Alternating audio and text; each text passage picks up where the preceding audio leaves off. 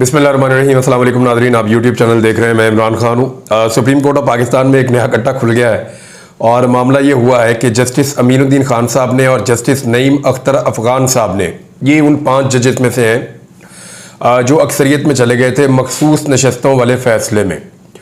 यानी 8 जजेस ने कहा था कि पाकिस्तान तहरीक इंसाफ को मखसूस नशस्तें दी जाएँ और उनके जो 41 मेंबर्स हैं उनको भी मौका दिया जाए। और इस पे जो सारी वजह बनी वो काजी फ़ायद ईसा साहब का जो 13 जनवरी वाला फ़ैसला है, जिसमें उन्होंने एक स्याह मिसाल कायम की, बल्ले का निशान छीन लिया, एक सियासी जमात को उसके इंतखाबी निशान से महरूम कर दिया बहुत जल्दी में, और उसको एक स्याह फ़ैसले के तौर पे पाकिस्तान की अदालती तारीख में याद रखा जाएगा। तो वो जो उन्होंने किया, उसके बाद ये सूरत हाल तो पैदा होनी थी। बहरहाल जजेस ने फिर अपने विजडम के मुताबिक फ़ैसला दिया।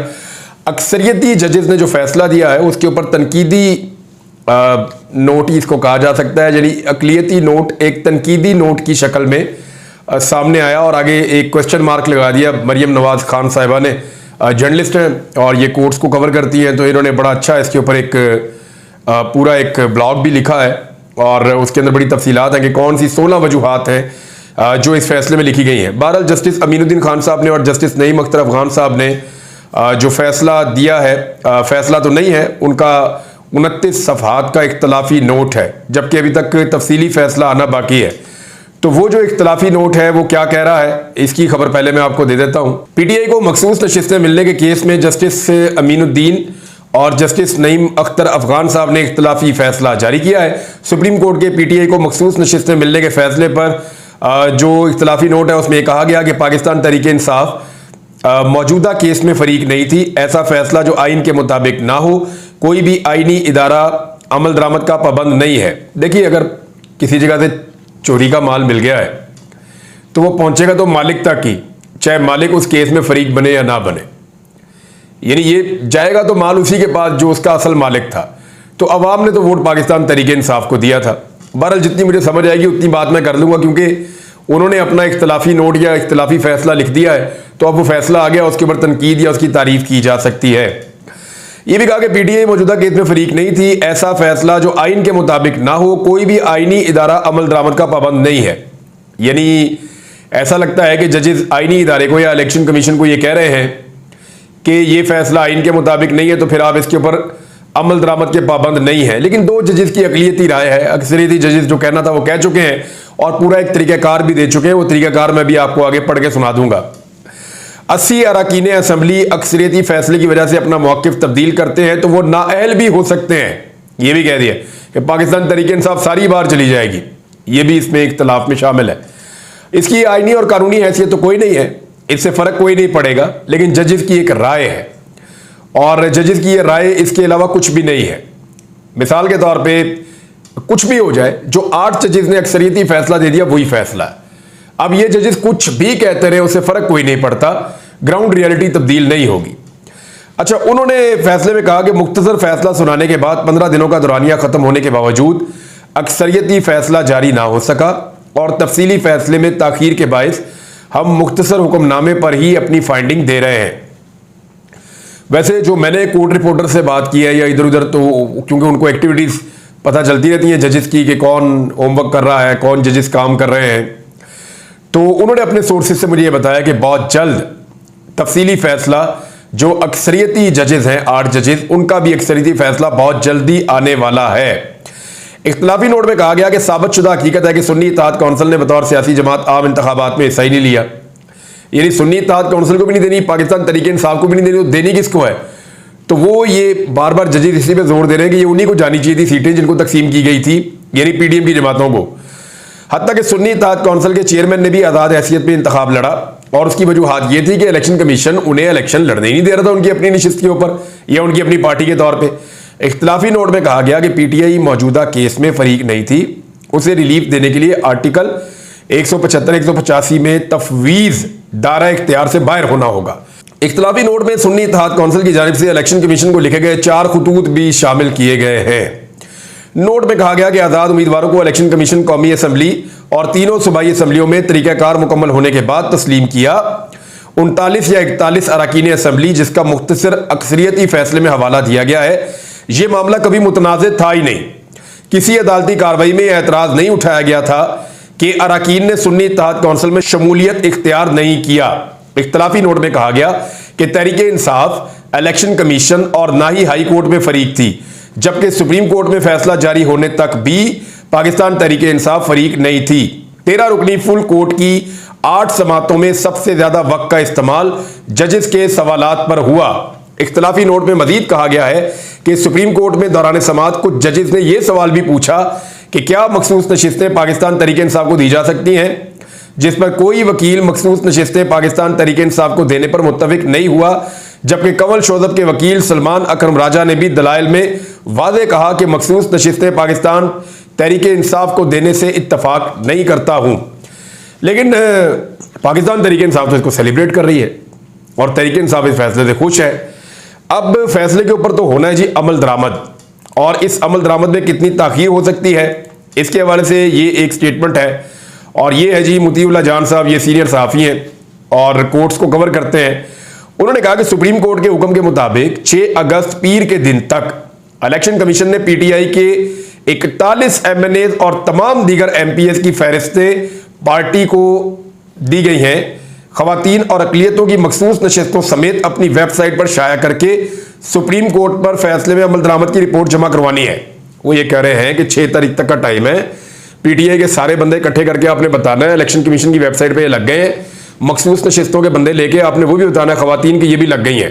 तो इस तरह ये आपने अमल दरामद करके और रिपोर्ट जमा करवानी है 6 तारीख तक सुप्रीम कोर्ट ऑफ पाकिस्तान में। फैसले के मुताबिक तो ये है, और साथ ये लिखा है कि 8 और 5 के अक्सरियती फैसले में कहा गया पीटीआई के तमाम मुंतखब 41 उम्मीदवारों की तरफ से अपनी पार्टी की वाबस्तगी के हल्फिया बयानात जमा होने के साथ जो ही पाकिस्तान तहरीके इंसाफ इन बयानात की तस्दीकी सर्टिफिकेट जमा कराएगी, उसके 7 दिन के अंदर इलेक्शन कमीशन ने वेबसाइट पर मज़कूरा फहरिस्तें शाया करके उसी रोज सुप्रीम कोर्ट में रिपोर्ट जमा करवानी होगी। अब 26 जुलाई को पाकिस्तान तहरीके इंसाफ के 41 एमएनए के हल्फिया बयानात और उनके तस्दीकी सर्टिफिकेट कमीशन में जमा हो चुके हैं, और छुट्टियां निकालकर 6 अगस्त बरोज मंगल को 7 दिन की मुद्दत पूरी हो जाएगी। अगर इलेक्शन कमीशन ने पीर तक अदालती हुक्म पर अमल दरामद ना किया तो मेरी राय में यह मामला सुप्रीम जुडिशल काउंसिल में सो मोटो उठाना होगा। क्या chief justice chief election commission को तहफ्फुज देंगे या इस्लामाबाद हाई कोर्ट के 6 जजों की शिकायत पर अदम कार्रवाई की तरह अपनी अदालत उज़्मा की फुल कोर्ट की हुक्म अदूली पर भी महज तजावीज ही मांगेंगे। यानी वो ये कह रहे हैं कि अब चीफ जस्टिस को एक्शन लेना पड़ेगा, क्योंकि फुल कोर्ट ने एक ऑर्डर दे दिया हुआ है और उस ऑर्डर के ऊपर इंप्लीमेंट तो इलेक्शन कमीशन को करना पड़ेगा। इलेक्शन कमीशन इंप्लीमेंट नहीं करेगा तो यह मामला सुप्रीम जुडिशल काउंसिल में जाएगा और इलेक्शन कमीशन या चीफ इलेक्शन कमिश्नर और उनके साथी फंस जाएंगे। और अगर कादी फायद ईसा साहब इसमें सुस्ती से काम लेते हैं, या कादी फायद ईसा साहब वही करते हैं जो उन्होंने 6 जजेस के मामले में किया था, उनके लेटर के मामले में, क्या वो तजावीज मांगेंगे या अपने फैसले पर अमल दरामद करवाएंगे? देखें, वो चीफ जस्टिस ऑफ पाकिस्तान है, फैसला उनकी मंशा के मुताबिक नहीं आया, लेकिन फैसला सुप्रीम कोर्ट ऑफ पाकिस्तान का है जिसके वो चीफ जस्टिस हैं, तो उसके ऊपर अमल दरामद करवाना कादी फायज ईसा साहब की जिम्मेदारी है। फैसला कुछ भी है, वो अक्सरियती है, ज्यादा जजेस उस तरफ खड़े हैं, लिहाजा कादी फायज ईसा साहब को इस फैसले के ऊपर अमल दरामद करवाना होगा और करवाना चाहिए। जनाब, ये तो है ये वाला मामला। अभी इसके ऊपर बहुत जल्द जो है वो अक्सरियती फैसला आएगा, और अक्सरियती फैसला जब आएगा तो मेरी इंफॉर्मेशन के मुताबिक तो भूचाल आने वाला, और बहुत बड़ा भूचाल आने वाला है, और हुकूमत को लग पता जाएगा, क्योंकि एक नई जंग चलती हुई मुझे दिखाई दे रही है। जिस किस्म का ये इख्तलाफी नोट है या इख्तलाफी फैसला है, इसको पढ़ने के बाद तो लगता है कि जो रियल फैसला आने वाला है वो भी फिर कुछ कम नहीं होगा। ये एक के ऊपर एक और उसके ऊपर एक, तो ये एक जंग जैसी कैफियत है जो इदारे के अंदर नहीं चलनी चाहिए थी। लेकिन कादी फायद ईसा साहब की एक्सटेंशन से मामला शुरू हुआ था, जो मुबैना एक्सटेंशन जिसका जिक्र वजीर कानून ने किया था, वहां से यह मामला शुरू हुआ था और यह मामला अब तक जारी है। हुकूमत को खतरा है खुद हुकूमत से। यानी अभी मैं कुछ चीजें आपके सामने रखूंगा। एक तो जमात इस्लामी का जो एहतजाज है वो फ्रस्ट्रेट भी हो रहे हैं, काफी दिनों से वो बैठे हैं, 9-10 दिन उनको हो गए हैं बैठे हुए, और आज उनको 10 दिन हो गए हैं जमात इस्लामी को धरने पे बैठे हुए, लेकिन उनके मुतालबात नहीं माने जा रहे। एस्टीमेट यही था कि 2-3 दिन के अंदर हुकूमत बैठेगी और मुतालबात मानेगी, लेकिन मैंने आपको पहले बताया था कि जो मुतालबात जमात इस्लामी के हैं वो बहुत जायज। लेकिन जो भी शराइत IMF की मान ली है इस हुकूमत ने, और जिस तरह का इनका तर्ज हुकूमत है अयाशी वाला, ये लोग उन शराइत पे कभी अमल दरामद नहीं कर पाएंगे।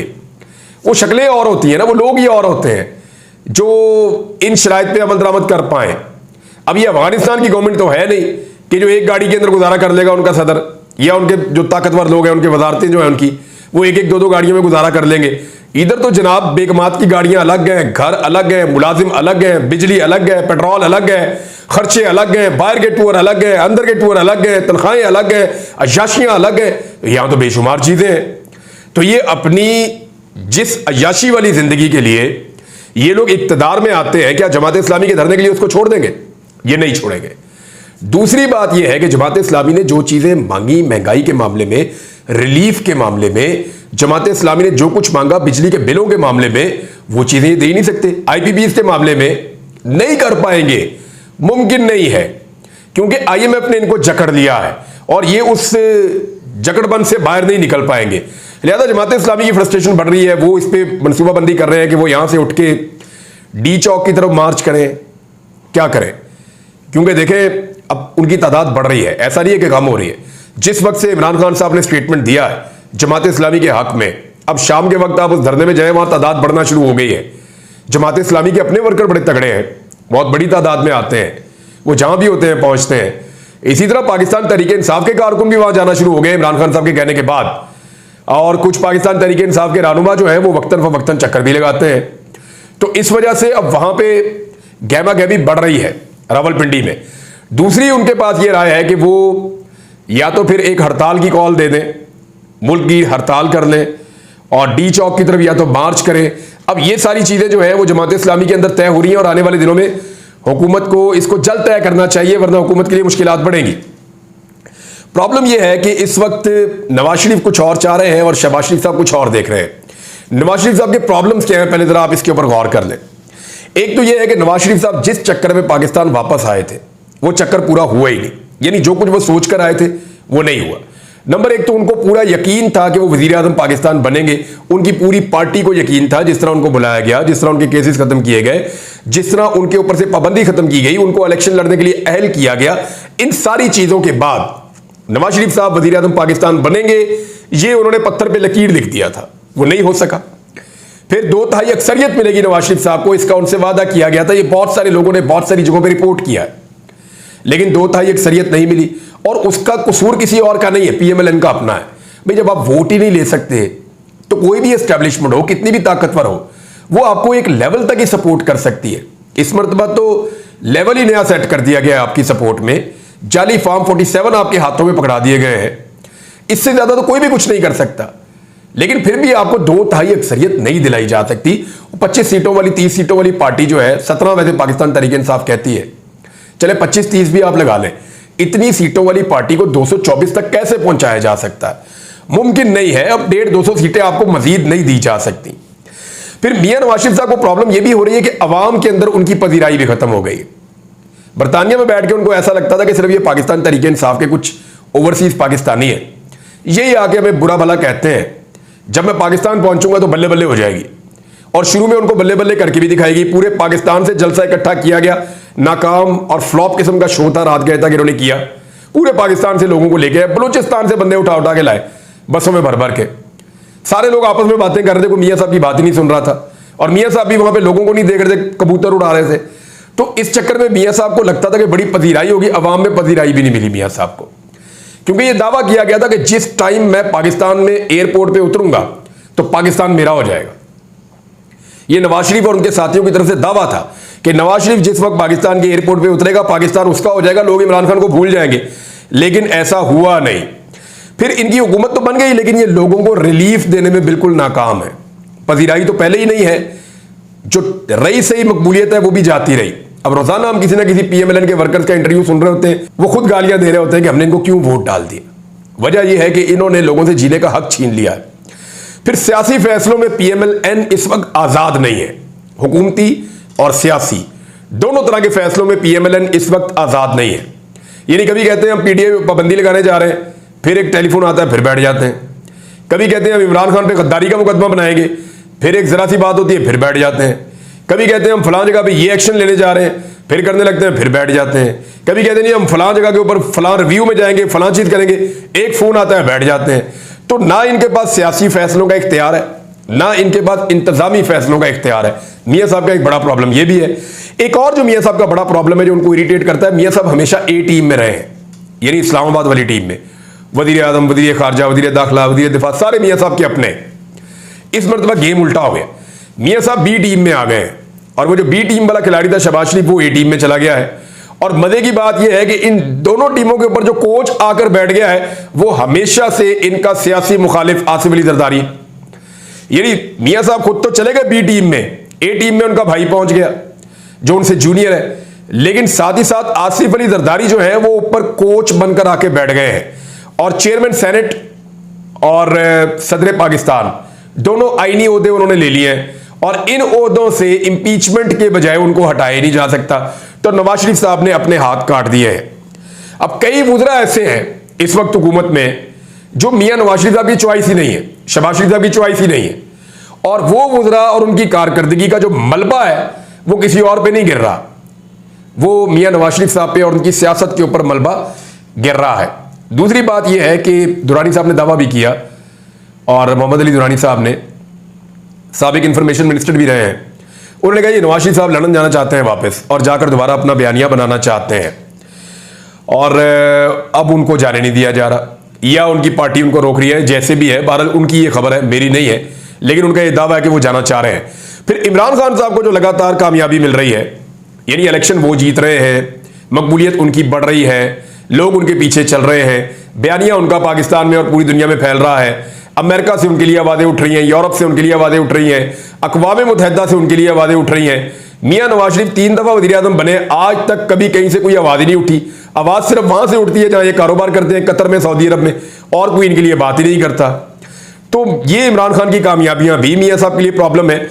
और दूसरा, इस वक्त जो अदालतों का एकदम इंसाफ की तरफ रुझान ज़्यादातर जजों का हो जाना, ये भी मियां साहब के लिए प्रॉब्लमेटिक चीज़ है। और एक जो सबसे अहम चीज़ है वो काजी फायज ईसा साहब है कि काजी फायज ईसा साहब को एक्सटेंशन दिलवाना, मुबैना एक्सटेंशन मैं कहूँगा क्योंकि वज़ीर कानून ने कहा था, कुछ और लोगों ने भी कहा था, काजी साहब ने अभी तक इसके ऊपर डिनाइल नहीं दिया, उन्होंने डिनाई नहीं किया इसको।